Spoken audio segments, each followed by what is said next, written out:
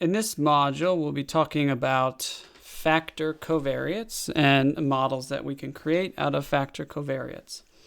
So you've probably seen this before in other statistics courses, but we're going to tackle this subject using all the knowledge we've gained so far in the course.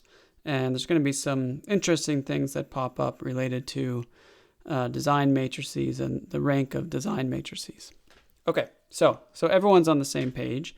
A factor is a qualitative, also known as categorical variable, that can take on one of several levels. So some examples. The factor could be sex, which has levels male and female. Factor could be section of a course. In this case, we have 40-30 and 50-30. And another example could be the degree that a student is seeking, undergrad, master's, PhD, etc. Okay, so the terminology we're using is a factor is the variable, sex, section, degree, and level is one of the categories of the factor. So if you were going to use this in a sentence, you might say something like, a factor has several levels. Okay. An important thing about factors is that the levels are mutually exclusive and exhaustive within the data set. So what I mean by that is that, for example, if your factor was dog breed and you had data on 3 different dog breeds, you don't have to list out all of the dozens and dozens of dog breeds when you define your factor. So when we say mutually exclusive and exhaustive, we mean within the data set that we're talking about. So what that means is that every observation in your data set belongs to exactly one level of each factor. Okay, so the simplest model that uses factors is the one-factor model. So here, capital YI is our random variable used to model data lowercase yi. And here's the model. Yi equals B0 plus B sub j of I. I'll explain what that means in a minute.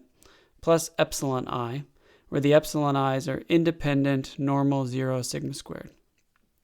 So j of I, this is the mathematical object that tells you which level of the factor the ith observation belongs to. So j of I is the level of the ith observation.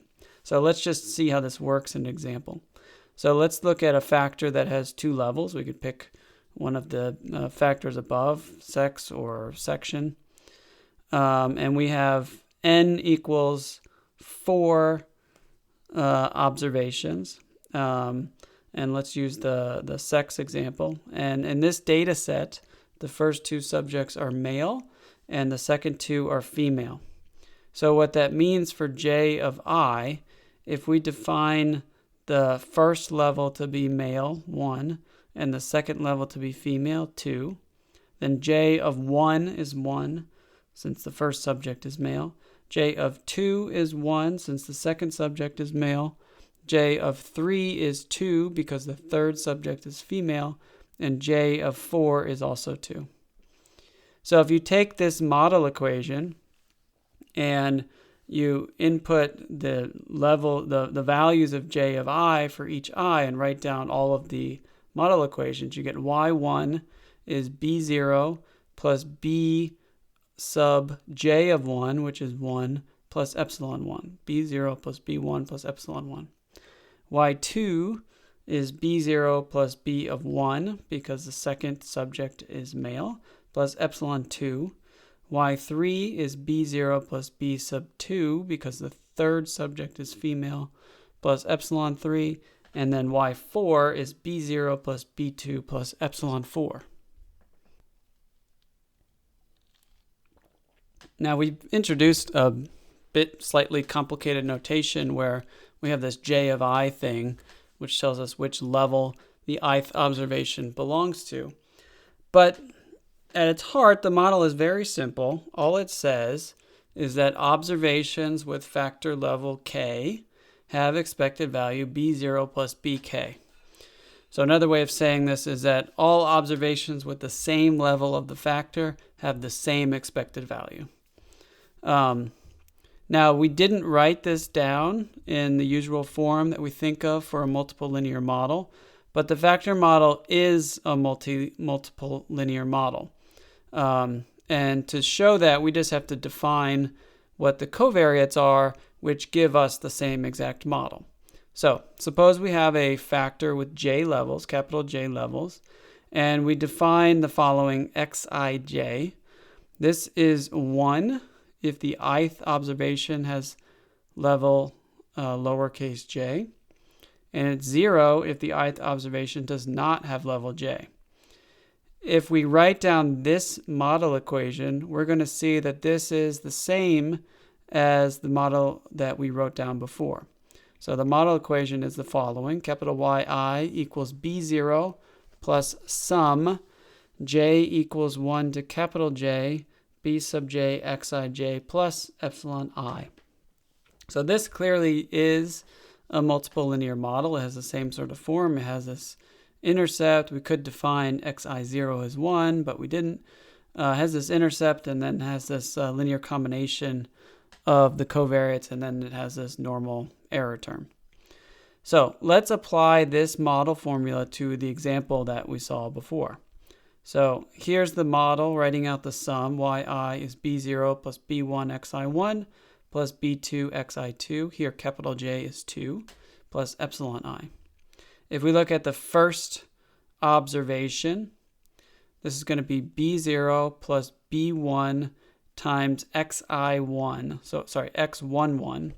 Now the first observation has level 1, so therefore x11 is 1 according to this definition, plus b2 times x12. Now the first observation does not have level 2, therefore xi2 is 0, and we get a 0 here, plus epsilon I. And this becomes b0 plus b1 plus epsilon 1. If we look at the second observation, it's b0 plus b1 plus x21. Now the second observation has level 1, so x21 is 1, plus b2 x22, and x22 is 0 plus epsilon 2. So this becomes b0 plus b1 plus epsilon 2. y3, this is one of the female subjects. So b0 plus b1 times x31. x31 is 0 because the third subject does not have level 1, which is male, plus b2 times 1. x32 is 1 because the third observation has level 2. So this becomes b0 plus b2 plus epsilon 3. And the same thing for y4. You get a 0 and then a 1 plus epsilon 4. So that's b0 plus b2 times epsilon 4. Now if you look at these equations here for y1, y2, y3, and y4, they're the exact same equations that we got up here. So this is the exact same model. It's just a different representation for the exact same model. But this is useful to us because it tells us that this is a multiple linear model, so we can use all those techniques we learned about multiple linear models and apply them to the factor model. There is one catch though. And here's the catch. So for this example, let's write out the design matrix. So we're going to have an xi0, which is this column of 1s. This corresponds to the coefficient b0. So for this example, we get 1, 1, 1, 1. The first column is the second column is going to be xi1. So x11 is 1, x21 is 1, x31 is 0. This is the first female. x41 is 0. So 1, 1, 0, 0. And then xi2, this is going to be the opposite of xi1. The first two are male, so the female covariate is 0. And the second two are female, so the female covariate is 1. Now, what is the rank of x? Now, if you stare at this, I know I have it written on the page here. But if you stare at this, it should be clear that the rank of X is not 3. If X was a full rank matrix, then its rank would be 3. But X is not full rank. Can you see why X is not full rank? It might be useful to pause the video here and try to figure out why it's not a full rank matrix. Okay, here's why. You can write one of the columns as a linear combination of the other two columns. The simplest way to see that is if you add the second and the third column together, you get the first column. So that means that the first column is in the span of the second and the third column. You can also do the same thing for the third column, for example. If you do the first column minus the second column, you get the third column. So you can write any of the columns as a linear combination of the other two. Therefore, it's not a full rank matrix. And it turns out here that the rank of this matrix is going to be 2. You can see that if you were to just drop this third column, then the second column is not in the span of the first, because the span of the first is any vector that has the same value in all entries, and that's not true of the second column. Okay, so this will always happen in the one-factor model. You're always going to get a design matrix that is not full rank. Okay, so what is the consequence of that? If I were to compute X transpose X, in this case, this is X transpose. The first row is the first column, second row is the second column, so on and so forth. And you multiply these things together, you get the following matrix. Now this matrix also is not full rank. You can see that if you just add the second and the third columns together, you get the first column, so this column is not full rank. By the way, anytime you start with an X that's not full rank, X transpose X is also not going to be full rank. So this matrix X transpose X is not full rank. Therefore, it doesn't have an inverse. We can't take the inverse of X transpose X. So we can't use this formula, B hat equals X transpose X inverse times X transpose Y. If we have an observation vector Y, we can't use this formula to get the regression coefficients. This thing that appears in the formula, the inverse of X transpose X, doesn't exist. So we have to do something else. And to see what we have to do, let's go back to the normal equations. So the normal equations will always exist. We can always compute X transpose X. We have a B, and we can always compute X transpose Y. So we're always going to have these equations. These will always exist. And in addition, these equations do have a solution. In fact, they have infinitely many solutions. And if you were to pick any of the solutions to this system of equation, what I mean by that is any B for which this equation is true. That's what I mean by a solution to this equation. So if I were to pick any B, which is a solution to this equation, it will minimize the residual sum of squares. So the residual sum of squares, just to remind you, is this formula for this example with 4 subjects. So let's look at a couple of examples. So we know what X is. I haven't said what Y is, so I'm just going to make up a Y. Y is 1, 3, 6, 8. So the first observation has response 1, the second is 3, the third is 6, the fourth is 8. And I'm going to look at a particular value of B hat, and I'm going to verify that for this choice of B, the equations are satisfied. So what I have to look at is I have to compute X transpose Y, and for whichever B I pick, I have to compute X transpose X times B, and I have to check that every entry on the left side is equal to every entry on the right side. So let's just do that. All right, for this case, for this Y, X transpose Y is the following. The first entry is going to be 1111 times 1368. This is just the sum of these values, which happens to be 18. The second entry is going to be 1100 times 1368. This is just the sum of the first two values, which is 4. And then this one times this is the sum of the second two values. 6 plus 8 is 14. Now, if I set b hat equal to 0, 2, 7, I'm just giving you this. It turns out that this is one of the solutions, but let's verify it. If I do x transpose x times b, this is x transpose x, that's b. I'm going to get 4 times 0 plus 4 plus 14 is 18. I'm going to get 0, 4 here, and I'm going to get 14 here. 2 times 7 is 14. Okay, so what did I just do? I verified on the right side of this equation, the normal equations, we have 18, 4, 4. And the left side for this choice of b, we also get 18, 4, 4. And therefore, this b is a solution to the normal equations. Let's look at the residual sum of squares for this choice of b. So we have to look at, let's see, let's put this all on the same page. So the residual sum of squares is going to be, so the first one is going to be 1 minus something because the first y is 1.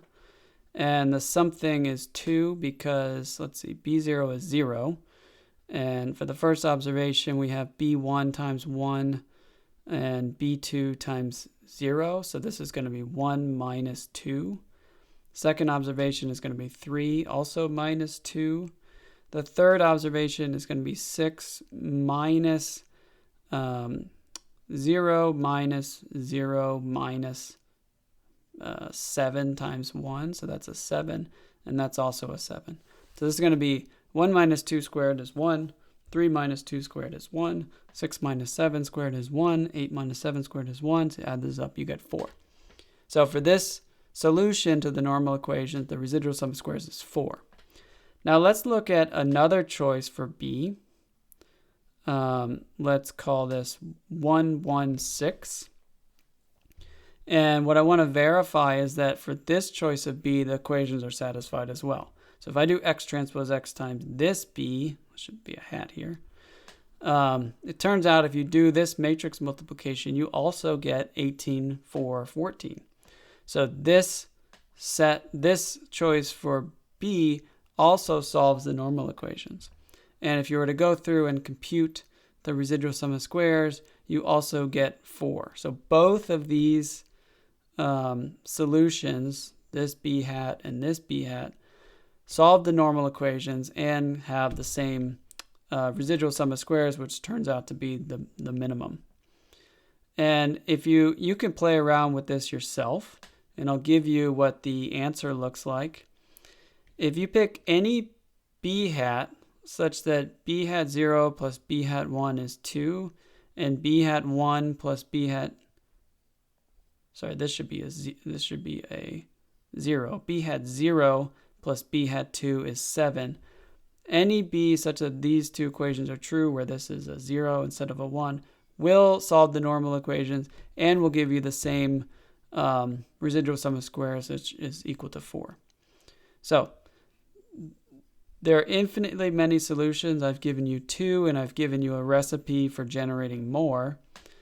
So these normal equations have infinitely many solutions, and that is a consequence of the fact that the design matrix is not full rank. Now, the statistical consequence of this is very important for the interpretation of individual regression coefficients. So the question here, what does b0 mean if b hat 0 equals 0 is no better than b hat 0 equals 1? And the answer is it doesn't have a meaning on its own. But there are things in this model that you can interpret. And the things that you can interpret, meaning the functions of these regression coefficient, are quantities that are the same no matter which solution we pick. For example, so no matter which solution we pick, b0 plus b1 will be 2, and b0 plus b2 will be 7. I haven't proven that, but this will be true for any solution. So these are the types of quantities you can interpret. This is, just wrote that here. So b0 plus b1, this is the expectation of yi when j of I is 1. b0 plus b2, this is the expectation of yi when j of I is 2. So these are two quantities that will not change no matter which solution we pick. And these are examples of what are called estimable functions. So let me give you a definition for an estimable function. An estimable function is a linear combination of the regression coefficients. So C transpose B. One example would be if C is 1, 1, 0, then C transpose B is B0 plus B1. This is an estimable function if we can find a vector D such that the expected value of D transpose Y equals C transpose B. So this is a bit of maybe a slightly confusing definition, but an estimable function is this linear combination of the regression coefficients, and it is an estimable function if it's equal to some expected value of linear combinations of the responses. So that's the definition of an estimable function. So these are the things that we can interpret. So let's look at some examples, because I think this is best understood with examples. So if we do C equals 1, 1, 0, then C transpose B is B0 plus B1. Remember, B is B0, B1, B2. So the question is, can we find a linear combination of the observations such that its expected value equals this function of B? So let's try this one. D is 1, 0, 0, 0. Expected value of D transpose Y. This is just the expected value of Y1 because of how D is defined. And expected value of y1 is b0 plus b1. Therefore, b0 plus b1 is an estimable function. So this is a quantity whose value will not depend on which particular solution you've chosen for the normal equations. Expected value of y1 is always going to be this quantity. Let's do another one. C is 1, 0, 0. C transpose B is B0.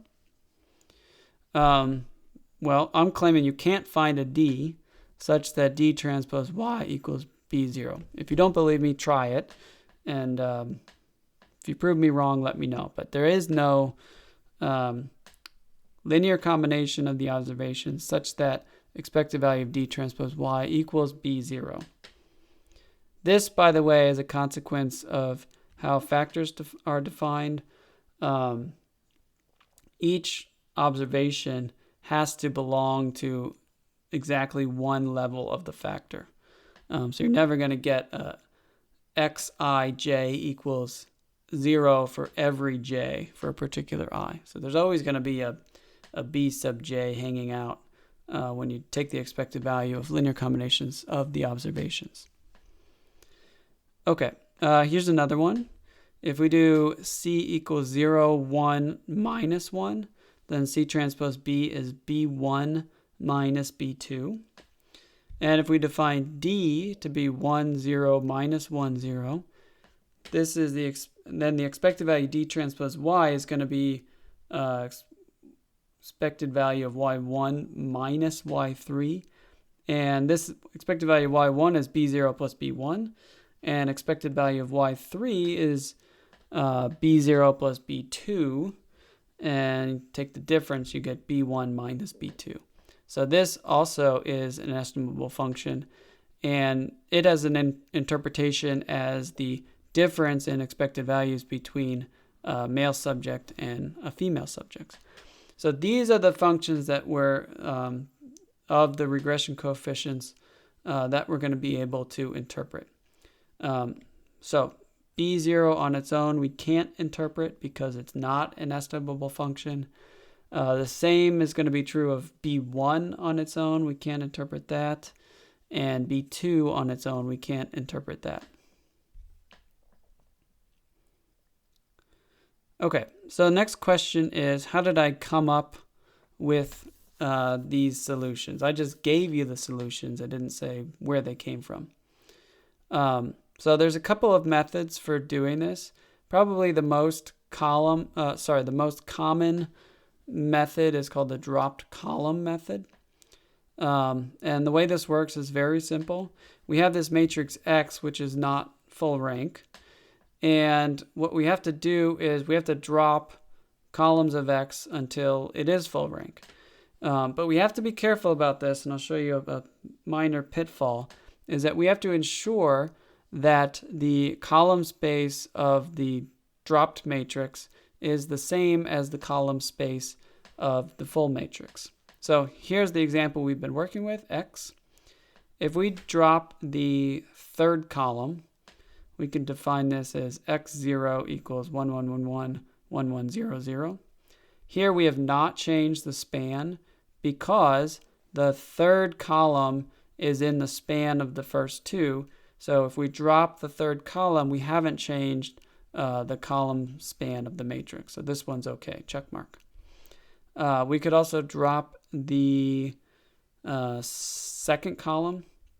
And this is okay as well because the second column is in the span of the first and the third. The second column is just the first minus the third. So if we get rid of it, we haven't changed the span of the design matrix. And this one also is okay. This is what you get when you drop the first column. Now, the way this works is you keep doing it until you have a matrix that is full rank. And it turns out all three of these are full rank matrices, and you can check that on your own. We already checked it for, I think this one we checked it for. Now, like I said before, we have to be careful that, once we start dropping columns, that the span of the dropped matrix, which I'm calling x0, is the same as the span of the original matrix. So suppose we had a different model where we had a factor with 3 levels and we had 3 observations. Now this matrix, it has rank 2. So we need to drop 2 columns. And this is a bit of a peculiar case because none of the observations belonged to factor level 1. Nevertheless, we need to drop 2 columns, and let's see. Let's look at 2 examples here. If we were to drop the second column and the third column, we get this matrix. This has 2 columns. If we look at this matrix, its rank is going to be 2. It can't be rank 1 because this column is not in the span of this column. If we look at this matrix, this is one we get when we drop the third and the fourth column. This matrix has rank 1 because this vector is in the span of this vector. So it's not foolproof that you just, you have a design matrix of with 6 columns and you have to get, the rank is 4, so you just drop any 2 columns. You have to be more careful than that. You have to make sure that once you drop the columns, then the span of the matrix is the same as the span of the original matrix. And that ensures that you haven't changed the model at all. Okay, so this just repeats that the span of x1 is the same as the span of x, but the span of x2 is not the same as the span of x. So you have to be slightly careful about this. Now, an important thing to remember about the dropped column method is that it's equivalent to setting 1 or more regression coefficients to 0. So if we look at our running example here, and we set B1 to 0, then what we get out of here is, so this is XB, B0, B0, B0 plus B2, B0 plus B2. You can see why that's true because if we had a B1 here, it would be B0 plus B1, B0 plus B1. Now if we drop this second column, we're going to get the exact same formula over here. But now that we've dropped a column, this has 2 columns, so the regression coefficient vector has to have 2 rows. So if we get rid of the B1 to get it down to 2 rows, we get the exact same vector on the right-hand side. So in this one on the left, we've set B1 to 0. In this one on the right, we've dropped the middle column and we've removed B1 from the B vector. And these give equivalent answers. Let's look at the interpretation here. So now that we have, in this case, a design matrix with 2 columns that is full rank, now we can interpret the regression coefficients on their own. Remember, before we couldn't. So if we look at what they are, we can kind of come up with interpretation. So B0 is going to be the expected value for the response when the factor level is 1. So this is expected value y1. This is estimable function. It's a linear combination of the observations. B2, if you form this linear combination of expected values, y3 minus y1, we're going to get B0 plus B2 minus B0. That isolates B2, and now we can interpret B2 as the difference in expected values for a observation with level 2 minus an observation with level 1. By the way, this is what R does by default. So what R will by default do this drop column method. If you just plug a factor into the LM function, and it will drop the column that corresponds to the first level of the factor, which is exactly what is done here. All right, let's do another example. If we drop the third column, as you can see here, this is equivalent to setting B2 equal to 0. And if you can verify that by multiplying this together, you get this. And multiplying this together, you get the same thing. Because this is now a full rank design matrix, we can interpret the individual coefficients, and you can see that by isolating them with by taking linear combinations of the observations. So B0 now has a different interpretation. It's the expected value of y3, which is an observation with the second level of the factor. And B1 now is expected value of what B1 didn't appear in the previous one, is now expected value of y1 minus expected value of y3. The difference between an observation with the first level of the factor and an observation with the second level of the factor. So here, where we drop the last column for the factor, is what SAS, which is another statistical program, does by default. It will get rid of the column corresponding to the last level of the factor. Another thing you could do in R, you can force it to drop the intercept column. Remember, this is okay in this example because the matrix you get as a result has the same span as the original design matrix. You can see that by noting that the first column is just the sum of the second and third column. Therefore, we can get rid of it without changing the span.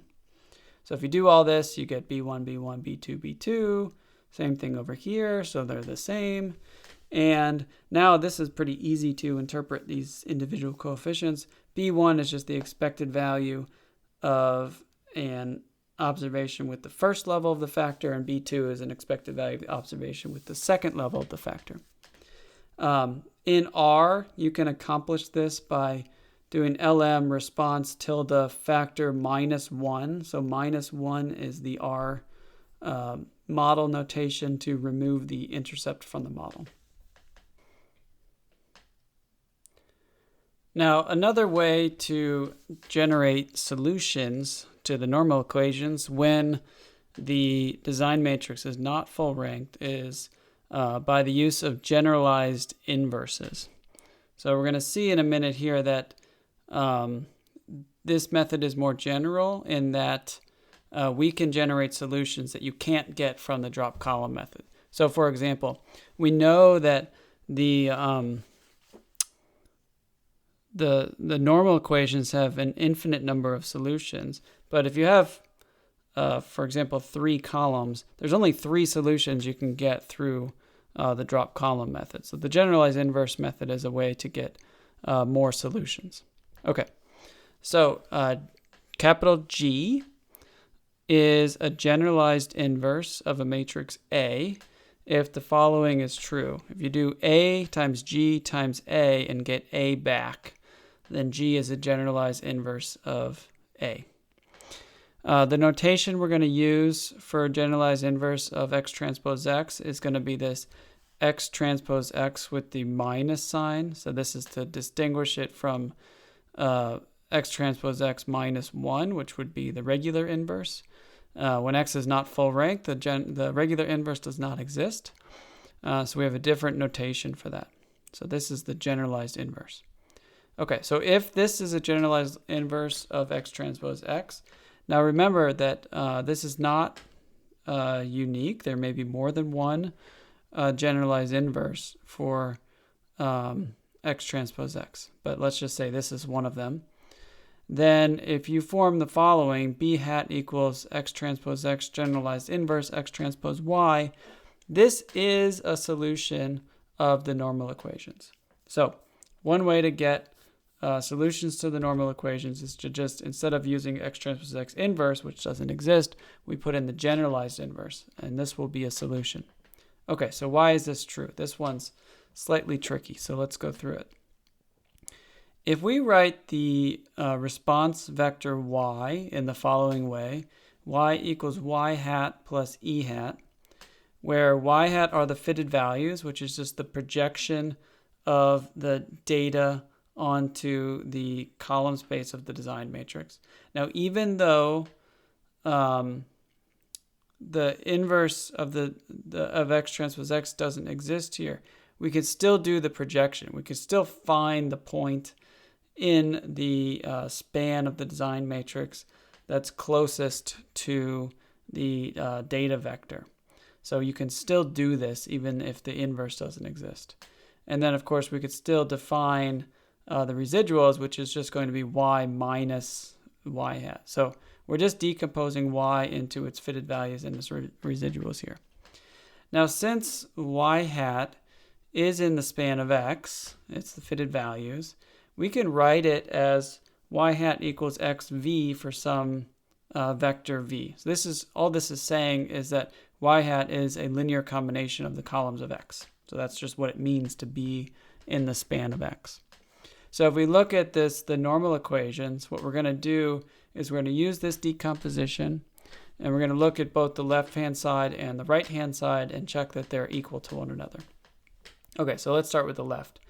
X transpose X B hat is plugging in this generalized inverse solution. We get X transpose X, X transpose X, generalized inverse, X transpose Y. If we plug in for Y, Y hat plus E hat, we get the following. So this is Y hat, XV, and this is E hat. Something interesting happens here. We get X transpose X, X transpose X, generalized inverse, times X transpose X V. So the first term is just going to be X transpose X V because X transpose, this thing is a generalized inverse. So the first term just becomes this by this definition of a generalized inverse, because it's X transpose X, X transpose X, generalized inverse, X transpose X times V. So that just becomes X transpose X times V. The second term is going to be all this stuff times X transpose E hat. So that's this term. Now we know that the residual vector is in the orthogonal space to the column space of X. Therefore, E hat is orthogonal to every column of X. And therefore, this vector X transpose E hat is the zero vector, And so this times the 0 vector is just going to be the 0 vector. So the left-hand side is x transpose x times v. If we look at the right-hand side, we do the same trick. This one's shorter. This just becomes x transpose times xv plus x transpose times e. This again is 0, and therefore the right-hand side is this. So we've shown that when you plug in b equal to this, then this equation is true, meaning the left-hand side is equal to the right-hand side. Okay, so the generalized inverse can kind of seem like a nebulous concept. One of the reasons for that is that there can be infinitely many generalized inverses. So let's just look at a really concrete example here. So if we have x transpose, this is the same x transpose x that we've been working with. This is for the one factor model with 2 levels, 2 observations from each level of the factor. And I'm going to claim here that x transpose x minus equal to this is a generalized inverse of this matrix. So the way you check that is you do this times this times this and verify it's equal to x transpose x. So if we do this matrix multiplication, let's do the first 2 first. So anything multiplied by the first column here is going to be zeros. So these are all zeros. If you do, let's see, this entry, this is 4 times 0 plus 2 times a half is 1. 2 times 0 plus 2 times a half is 1. And then that's a 0. And up here we get 2 times a half is 1. Here we get 0, 0, 0, it's 0. And here we get 2 times a half is 1. And then this is the same matrix. I won't go through this multiplication, but you can check this yourself that if you do this multiplication, you get back x transpose x. So therefore, because this thing is a generalized inverse for x transpose x, if we plug it in here to this equation, we're going to get a solution to the normal equations. And so if we do this, we know x transpose y is 18, 4, 14. So if we do this multiplication, we're just going to get a half times 4, and then a half times 14, and we're going to get a 0 up there. So this is 0, 2, 7. So this is one of our b hats. This is one of our solutions that we wrote down above. So that solution corresponds to using this generalized inverse. Okay, now there are infinitely many solutions to the normal equations for this problem. But if you think about the drop column method, all of the solutions that you get from using the drop column method are going to have a 0 in one of the entries. So this is the solution you got when you drop the intercept column. So you got a 0 for the B0 entry. Since there are infinitely many solutions, this method only gives you 3 solutions. So there have to be other ones. One of them is the following. So this corresponds to some generalized inverse of x. So this solution is 4.5 minus 2.5, 2.5. So this is one of the solutions you can get by using a generalized inverse. So for practice, you could try to figure out what the generalized inverse is that corresponds to this solution. The reason I write this one down is that we went through what's the default solution that R gives you and the default solution that SAS gives you. Those solutions are both dropped column solutions. This is the default solution that's given to you in a software program called JMP, J-M-P. And in this one, you can see that none of the coefficients are 0, so this is not a drop column solution. But this is a solution for which B1 plus B2 is 0. So minus 2.5 plus 2.5 is 0. And this is a common default solution, so it has a name. It's called the sum to 0 solution, or it satisfies the sum to 0 constraint. So this is one you may see in if you ever use JMP. All right, now since these factor models are multiple linear models, we can do all the testing and all that stuff. Now, if we use a dropped column solution, which is what R does, testing is exactly the same as it was before. So say X0 is our design matrix where we've dropped columns to make it full rank. So X0 is full rank.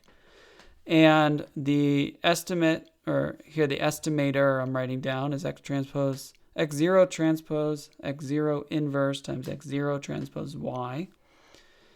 Since Y is a multivariate normal distribution, B hat also has a multivariate normal distribution. It's unbiased. And its covariance matrix is the same covariance matrix we had before when we were studying full rank X matrices. So we can use this sampling distribution to do t-tests for individual components of B. Now there's a caveat. We have to be careful about the interpretation, because remember, when you drop a column, you change depending on which column you drop, you have a different interpretation of what the regression coefficients mean. So let's look at this example where we drop the second column. So this is, if you look at the expected value of the responses, it's B0, B0, B0 plus B2, B0 plus B2. By the way, this is what R would do by default. Here B0 is the expected value for males. So if you are testing the hypothesis, is B0 equal to 0? You are testing the hypothesis that the male expected value is 0, which is most likely not what you're interested in. However, if you test the hypothesis that B2 equals 0, you're testing the hypothesis that all of the expected values are the same, namely that the expected value for the males is equal to the expected values for the female. So this is probably one you're more interested in. And this is why R uses the default that it uses. Oftentimes when you're looking at factor models, you want to know if not whether one of the factor levels has expected value equal to 0, but you want to know if, for example, the second factor level has the same expected value as the first factor level. And if you wanted to know that, this is the right test to do. So R makes that sort of comparison easy, because if you print out summary of the model, it will put all the information you need for that t-test right there in the summary table. All right, so here's a couple of exercises for you to try. Here are two dropped column design matrices. And they're dropping different columns. So I want you to figure out is if we use one of these two, what are the interpretations of the hypotheses for setting individual coefficients to 0? And the interpretations for these tests are going to be different. That's just how these factor models work, that if you drop a column, you change the interpretation of the regression coefficients. Next, I want to talk about how F-testing works for these models. And the short answer is going to be it's exactly the same as it works for when the design matrix is full rank. But when you construct the F statistic, you have to be careful to figure out correctly what the rank of the design matrix is for each of the hypotheses.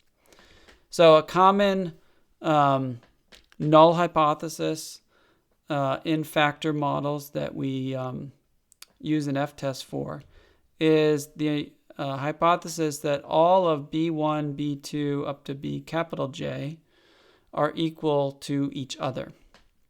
What this means as an interpretation is that all the levels have the same expected value. So this is like testing whether this factor itself has any influence on the expected value of the response.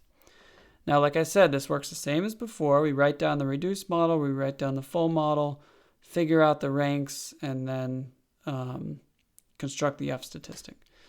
But let's go through all the steps. So the reduced model, since in the null hypothesis, all of these B sub j's are equal to each other, we could just pick one of them, call that B1, because the hypothesis is that B2 equals B1.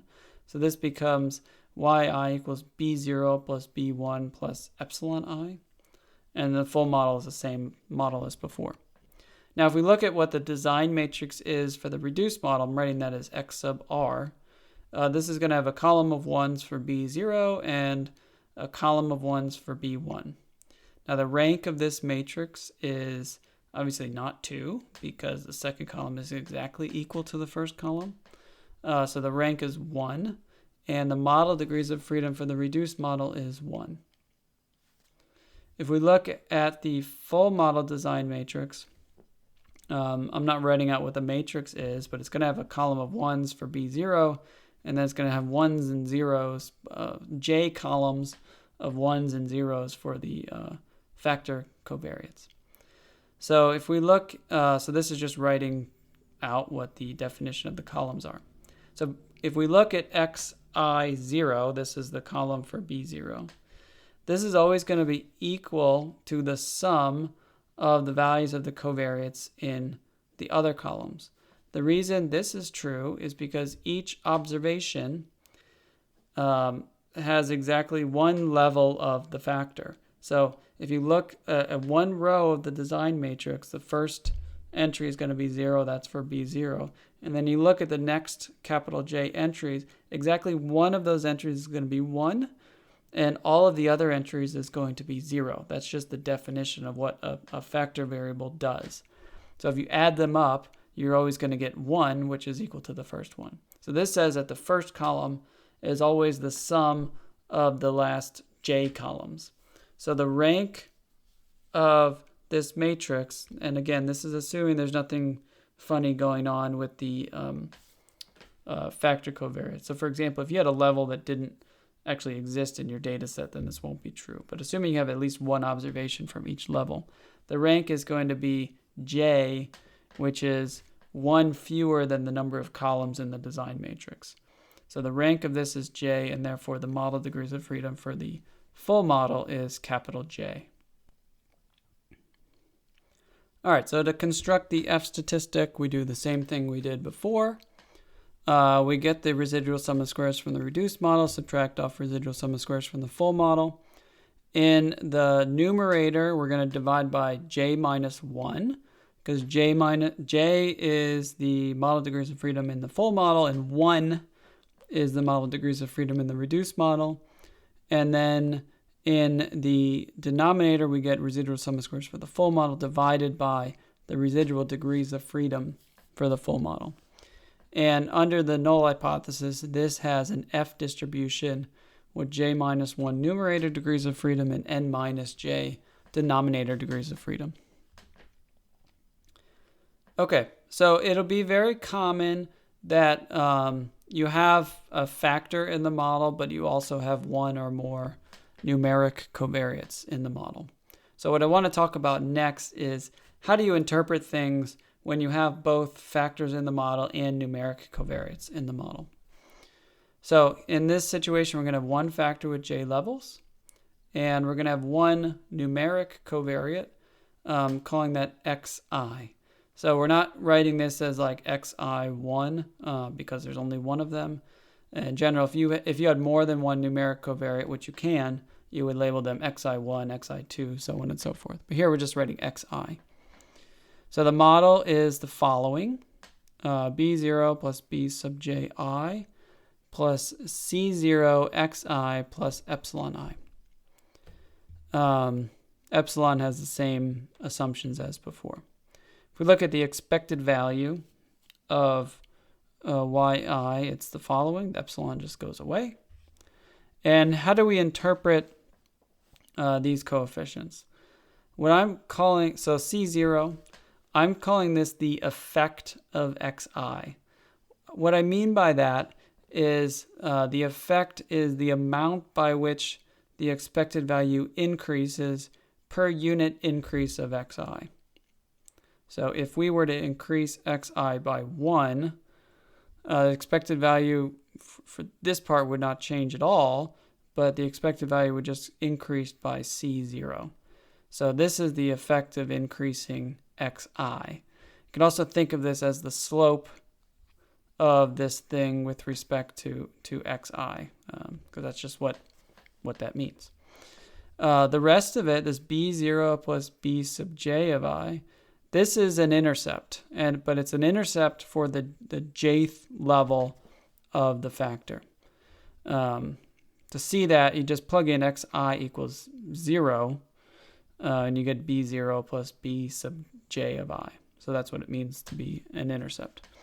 So the important thing to note about this model is that for the different levels of the factor, you have different intercepts, but each level has the same slope with respect to the numeric covariate. So let's just look at an example to see how this works. So y sub I, I'm calling this 3 p.m. temperature on day I in one of 3 cities. xi is the 7 a.m. temperature on the same city on the same day. And then j of I represents one of the 3 cities. So the factor is city with 3 levels. The numeric covariate is 7 a.m. temperature on the same city on the same day. And the response is the 3 p.m. temperature. So if you write out the design matrix for this problem, you get this column for B0, and then you get 3 columns, 1 for each level of the factor. And then you get a column for the numeric covariates. So these are the 7 a.m. temperatures. So if you look at this design matrix, you can tell that the first 2 observations are from the first city because they have a 1 in the second column here. The second 2 observations are from the second city, and the third 2 observations are from the third city. All right, question is, what is the rank of this matrix? Well, we don't know actually, because we don't know what x1, x2, x3, x4, x5, x6 are. For example, if they were all equal to 70 degrees, then this thing would be in the span of this. So let's just assume for now that x1, x2, x3, x4, x5, x6, this column is not in the span of the first 4 columns.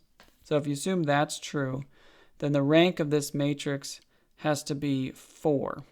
It has 5 columns. The first column is in the span of columns 2, 3, and 4.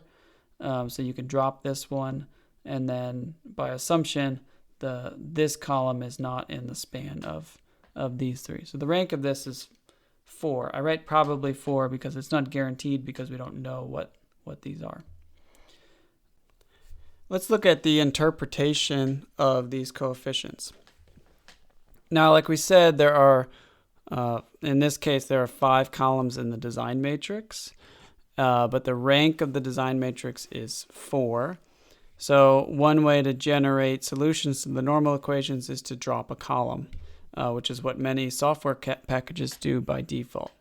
So if we drop the intercept column, which is equivalent to setting B0 equal to 0, we'll get the following interpretations. So if we just look back at the equation, imagine covering up B0, so you're left with BJI plus C0XI in the expected value. So in this case, B1 is the expected 3 p.m. temperature in city 1 when 7 a.m. temperature is 0.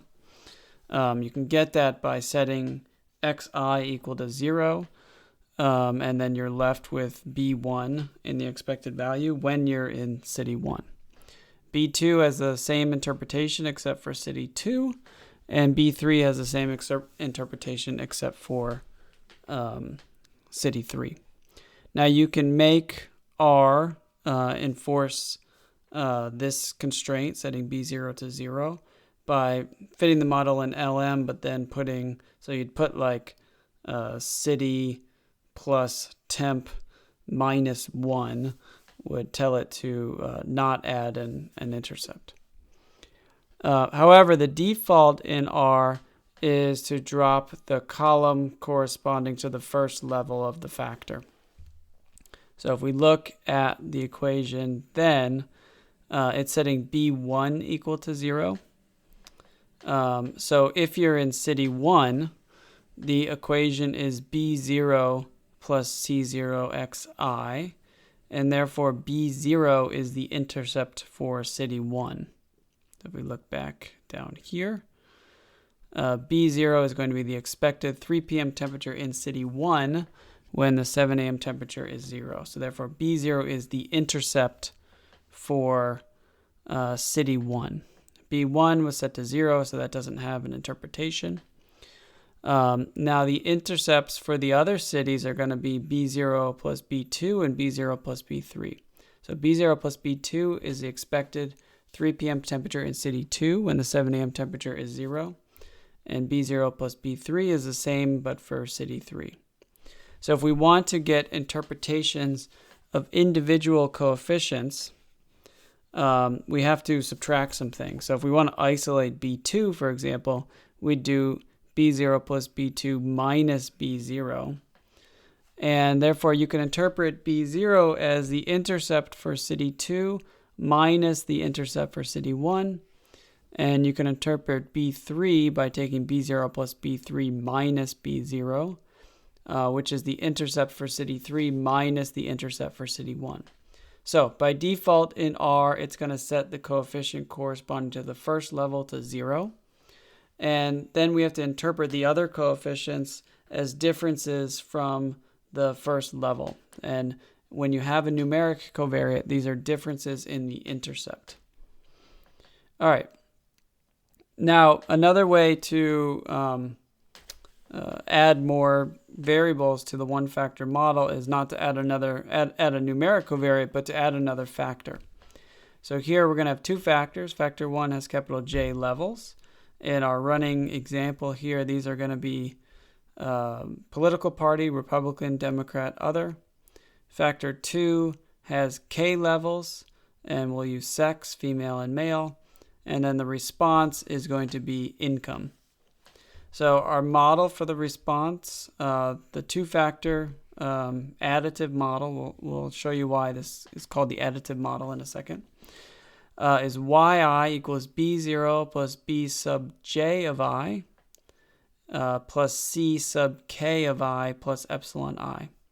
Now I don't have it written here, but the definition of k of I, this is just the level of factor 2 for the ith observation. So k of I operates the same way as j of I, except this indicates which level the second factor is, and j of I indicates which level the first factor is. And then the assumption on the response is the same. These are independent normals. Now, as before, we can interpret estimable functions, which are quantities that are expected values of linear combinations of observations. So let's look at an example, and then we're going to look at what the expected values of individual observations are. So the example here is we're going to have 6 subjects. So there's three levels of the first factor and 2 levels of the second factor. So there are 6 possible combinations of the 2 factors. So we're going to have 6 subjects, and each subject is going to have one of those combinations. So the design matrix, the first part of the design matrix should look similar to what you've seen before. And so the first column is the intercept column. This is the column for B0. The second column is the column for B sub 1. This is the indicator for Republican. The third column is the column for B sub 2. This is the indicator for Democrat. The fourth column is the one for B sub 3. This is the indicator for other. And then the fifth column is the indicator for C sub 1, which is the indicator for female. And the sixth column is the column for C sub 2. this is the indicator for male. So let's just pick one of the columns, and we will try to figure out which levels of the factors this observation has. So, sorry, pick one of the rows. So let's look at the third row. So this is the row corresponding to the third observation, the third subject, if you will. There's B0 plus B2 plus C1. So this is a subject that is a Democrat and a male. Let's pick another one. Let's do the last one. This is B3, which is the third party, and C2, which is female. So this is a independent female, third party female. So I've written out the design matrix so that each row corresponds to one of those 6 combinations, and you can go through and figure out which is which.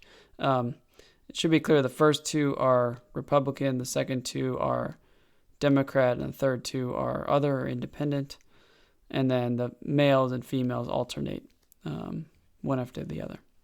All right, first question, what is the rank of this matrix? So there are 6 columns, so the rank has to be less than or equal to 6.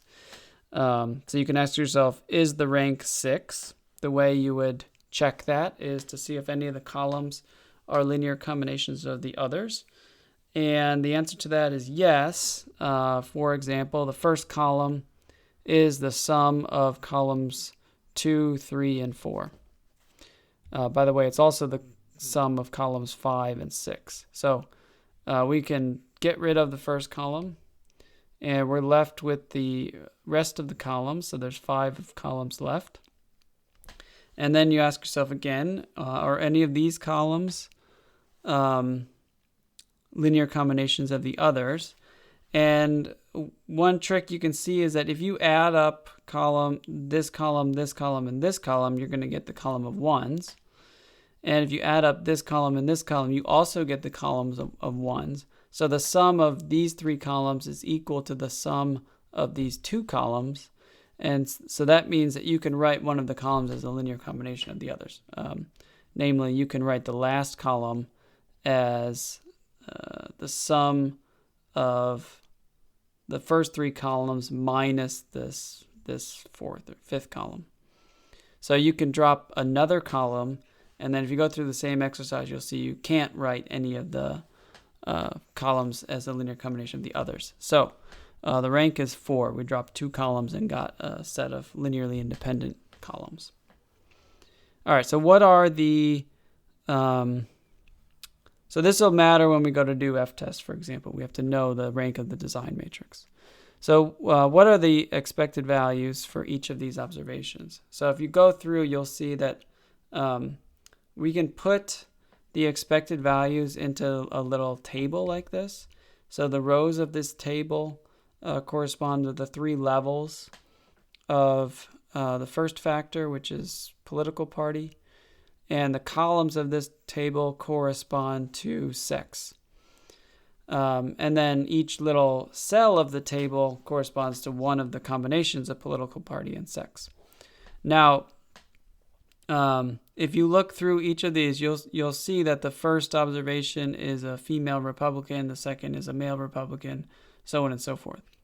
And what we're going to do is we're going to take our knowledge of which observation goes in each of these cells, and we're going to write down what the expected values are in terms of the parameters.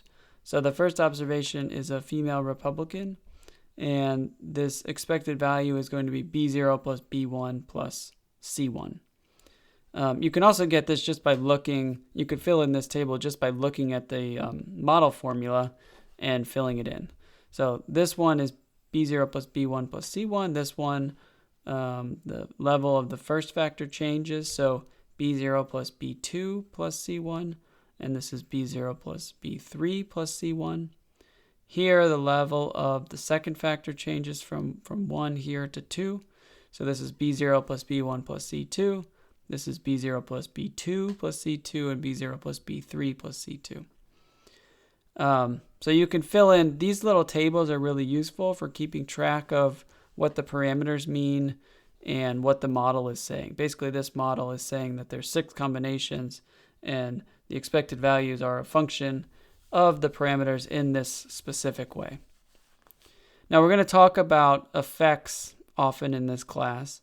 And what I mean by an effect is it's the effect of changing a variable on the expected response. So we already saw that before with the model with a factor variable and a numeric covariate, that the effect of the numeric covariate is the slope. The slope tells you how much you change the expected response when you change the numeric covariate by 1 unit. Now for factors, the effects have to be interpreted as differences because the factor variable is qualitative, so there's no slope involved there. So we can talk about differences of observations and talk about the effect on the expected response when you're changing from one level to the other. So let's be more concrete about that. So if we look at observation 3 and observation 1, so observation 3 is a female Democrat and observation 1 is a female Republican. So if we take the difference between these, this is the expected difference in income between a female Democrat and a female Republican. So this is, you can think of this as, this is the expected change in the income when you switch from a subject that's a female Republican to one that's a female Democrat. So if you write out what the expected values are in terms of this table, you're going to get B0 plus B2 plus C1 minus B0 plus B1 plus C1. And the answer, if some things cancel, you get B2 minus B1. We can do the same thing for males.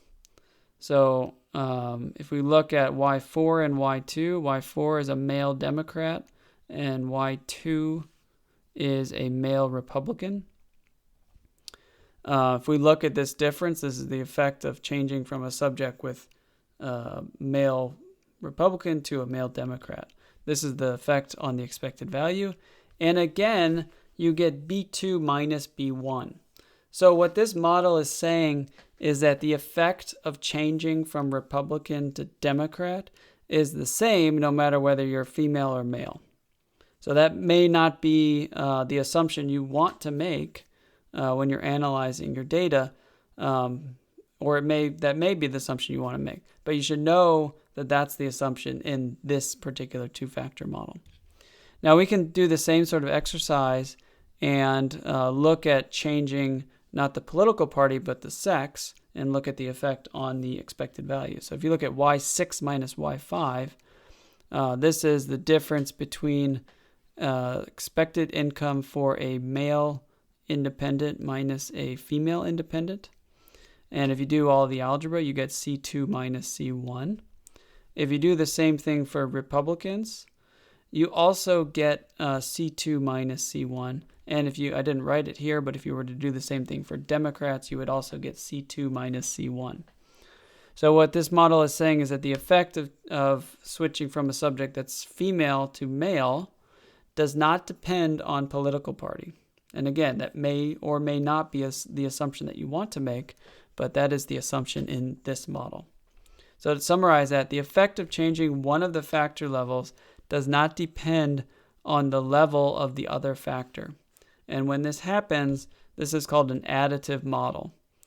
The model we looked at that had a factor variable and a numeric covariate is also an additive model.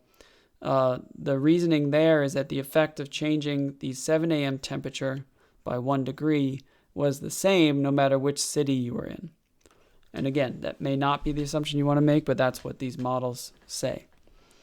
Now, if you have a model that's not additive, for example, if the effect of changing from Republican to Democrat was different for females than for males, then that would be called an interaction model. And we're going to do a couple of lectures on interaction models.